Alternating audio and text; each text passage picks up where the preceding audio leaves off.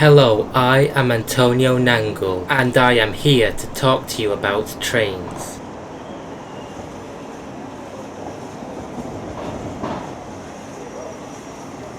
I will start by talking about the many uses of trains.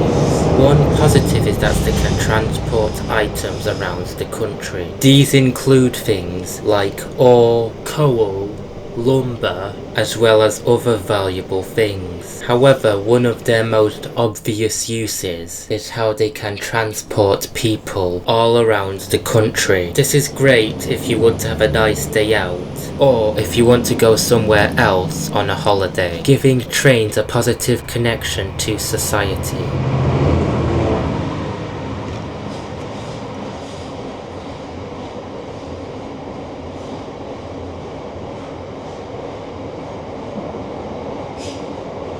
Now here's some interesting history. The incredible person who created trains is the British inventor Richard Trevithick. Trevithick had created the very first locomotive in 1803. However, it was 1804 when the first locomotive trip happened, which went 9 miles from the ironworks in Penydarren all the way to the south of Wales, where it would stop at Merthyr Cardiff Canal. The connection here is a historical one, as it shows how the trains we use today are connected to this person from all these centuries ago.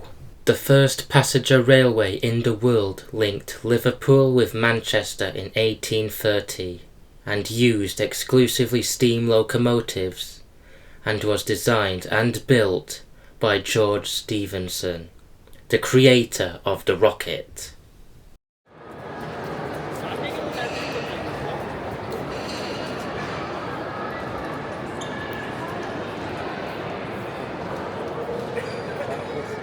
Another fascinating thing about trains is the complex railway maps. The railway tracks on these maps are connected in a way that makes it look like a maze. These maps show how different train stations are connected to one another, as the lines represent the railways that take people to different locations. Trains were so successful that they are now being used all around the world. Here we are in Rotterdam, at the main railway station, where trains connect all over Europe.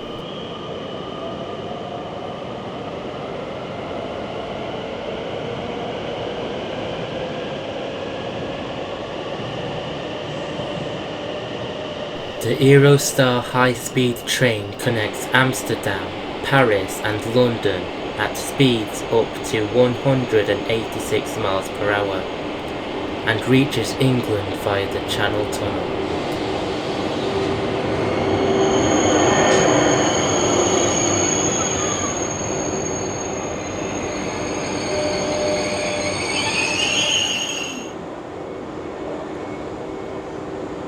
Many of these newer trains only use electricity for power.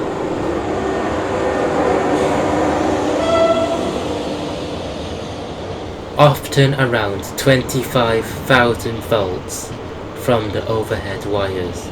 This makes them cleaner and quieter than diesel engines.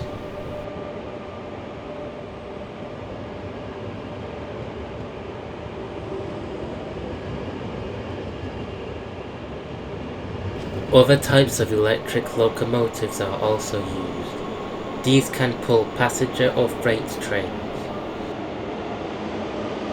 These locomotives are slower with a maximum speed of 87 miles per hour, but with power ratings of 7,500 brake horsepower that can pull very heavy loads.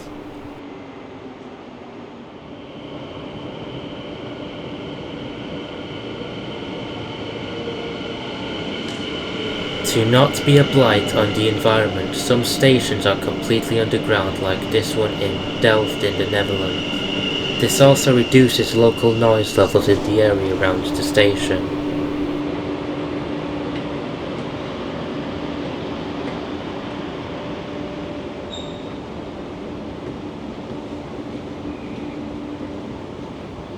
To keep the train shorter, many passenger carriages have double decks like a bus, with seating upstairs and downstairs. This way, many more passengers can be carried.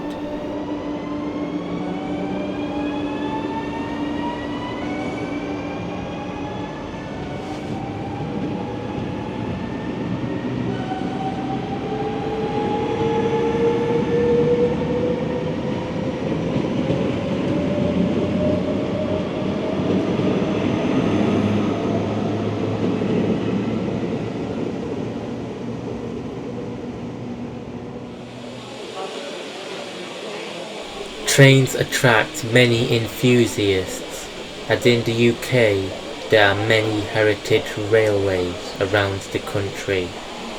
One of the most popular is the East Lancashire Railway that connects Haywood to Rawtenstall in Lancashire.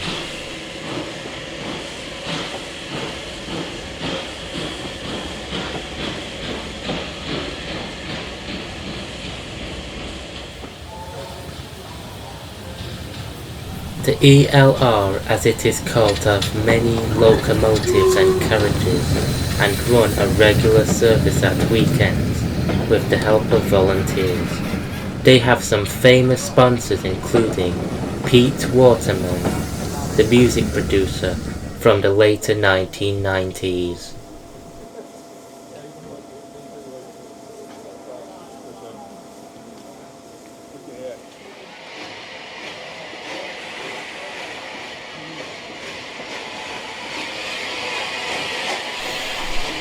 Each weekend, many people flock to the line to watch, film, and travel on the old steam and diesel trains.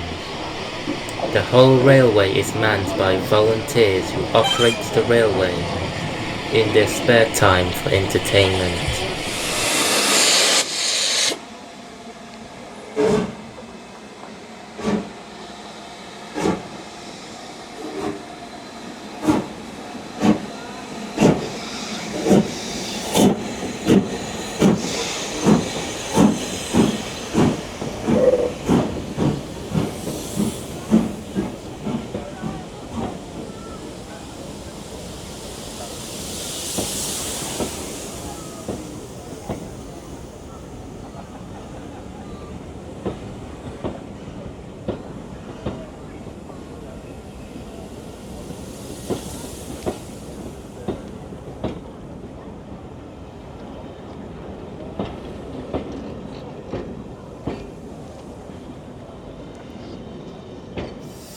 Another famous heritage railway is the Keighley and Worth Valley Railway in Yorkshire. This railway also appeared in the famous film of the 1960s called The Railway Children. Today it operates in a similar way to the East Lancashire Railway with many volunteers.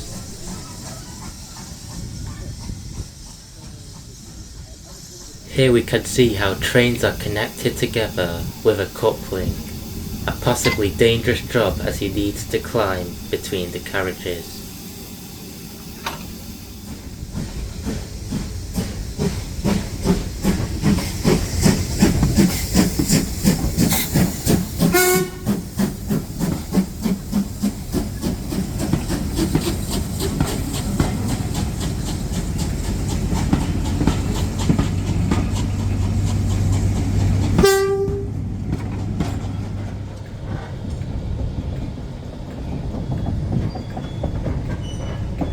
At the end of the day, a much smaller locomotive called a shunter is used to move the rolling stock to the storage sheds. This model is ex-British Rail and was made in 1961, now over 60 years old.